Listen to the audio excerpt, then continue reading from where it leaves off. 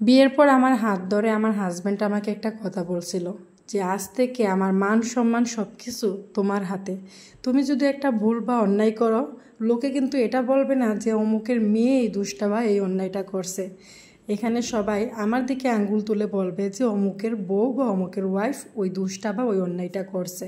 তাই কোনো কিছু করার আগে একবার হলেও আমার কথাটা চিন্তা করে তারপরে করো। শুধুই যে আমার হাজব্যান্ড আমাকে এই প্রমিসটা করাইছিল তা কিন্তু নয়, বিয়ের পর আমার বাবাও আমাকে একটা প্রমিস করাইছিল, নতুন জীবন, নতুন বাড়ি, নতুন পরিবেশ, সেখানে সবাইকে যেন আপন করে নিই। সেই সাথে আমার বাবা এটাও বলছিল যদি কোনোদিনও শুনি তোমার কারণে কোনোদিনও তোমার শ্বশুর শাশুড়ি কষ্ট পাইছে বা তাদেরকে তুমি অসম্মান করছো, দোষটা তোমার, তাহলে কিন্তু তুমি আমাকে হারাইবা, আমাকে কোনোদিনও আর তোমার পাশে পাবা না।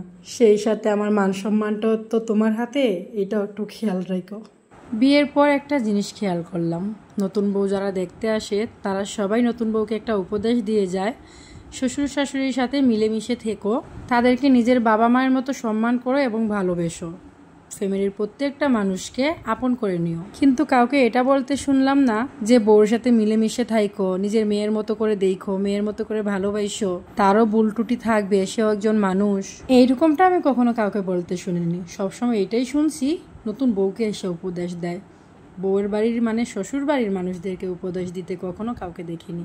দেখেন না, এর মধ্যে তো আমার নিজের বাবাই প্রথমে আমাকে বলে দিল শ্বশুর বাড়ির সবাইকে আপন করে নিতে, তাদেরকে যেন কোনো সময় কষ্ট না দেয়। কিন্তু একটা কথা না বললেই নয় যে হয়তো বা স্পেসিফিকভাবে ক্লিয়ার করে বলতে চাইলেও বলতে পারতেছি না, কিন্তু আমার বাবা আসলে যেরকম চাইছিল সেরকমটা কোনো সময় হয়ও নাই। আমার বাবার একটা আফসোস থেকেই গেল। কিন্তু আমি ভাবছিলাম আমার একটা ভাই আছে, বোন তো বিয়ে করাইতে দিতে দিতে অনেক সময় বাকি, ভাইটাকে বিয়ে করাইলে যদি সেই ভাইয়ের যেখানে বিয়ে করাবো তার শ্বশুর শাশুড়ি মানে আমার বাবার যে বিআইন হবে, তাদেরকে নিয়ে অন্তত যেন আমার বাবার সেই স্বপ্নটা পূরণ হয়। কিন্তু জানি না এখন বর্তমানে আমার আব্বু যে অসুস্থ আর যেই রোগে ভুগতেছে সেটা আদৌ সম্ভব হবে কিনা। তো সবার কাছে দোয়া চাই আমার বাবা যেন সুস্থ থাকে।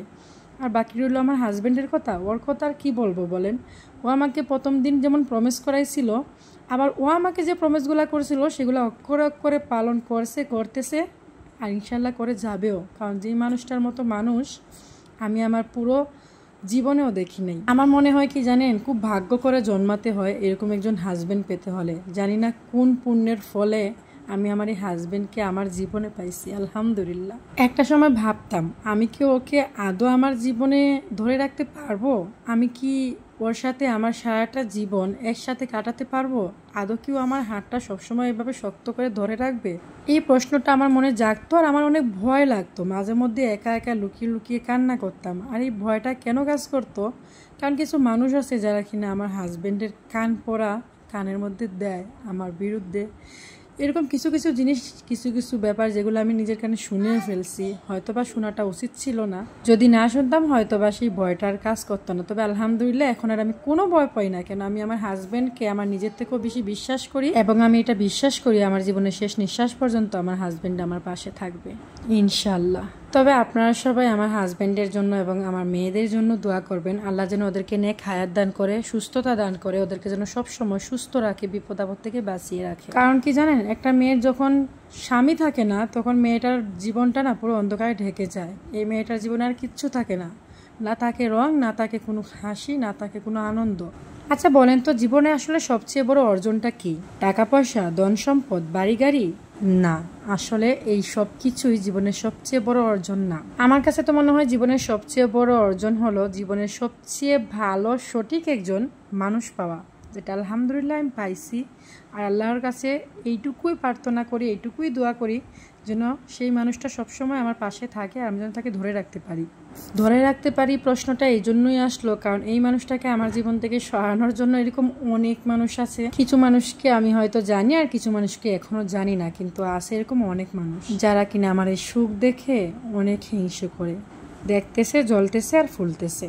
কি আর বলবো তাদের বিষয়ে বলেন। তবে একটা কথা শুনছিলাম, সুখে থাকলেও নাকি আইসা সবাইকে জানাতে নাই, দুঃখে থাকলেও নাকি সবাইকে জানাতে নাই। কারণ আপনি সুখে আছেন এটা যদি সবাই জানে তাহলে নজর দিবে আর আপনার সেই সুখটাকে কেড়ে নেওয়ার চেষ্টা করবে। আর আপনি দুঃখে আছেন এটা যদি সবাই জানে তাহলে আপনার সেই কাটা গায়ে নুনের ছিটা দিবে।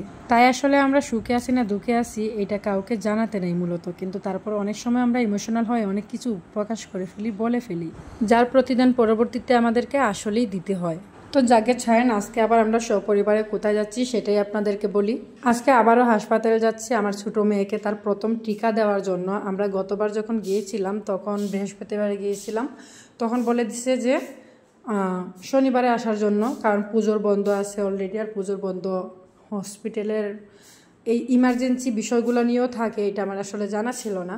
জায়গায় যান তো আবারও আমরা যখন যাই পরবর্তীতে শনিবারে, বৃহস্পতিবারে আমাদেরকে বলে দেয় শনিবারে যাওয়ার জন্য। তো আমরা যখন শনিবারে যাই, যাওয়ার পর গিয়ে দেখি যে আজকেও বন্ধ, কারণ মূলত এটা বৃহস্পতিবারে দেয়। তো বৃহস্পতিবারে যেহেতু বন্ধ ছিল, শনিবারে যাওয়ার কথা বলছে, আমরা গেছি কষ্ট করে, কিন্তু লাভ হয় নাই। তারপরে কি করার, আবারও বাড়িতে ফিরে চলে আসতে হলো। এই 2টা দিন যাওয়া আসা, এই মধ্যেই আমাদের এই ছোটো ছোটো 2টা বাচ্চাকে নিয়ে আমাদের এই জার্নিটা করতে হয়েছে।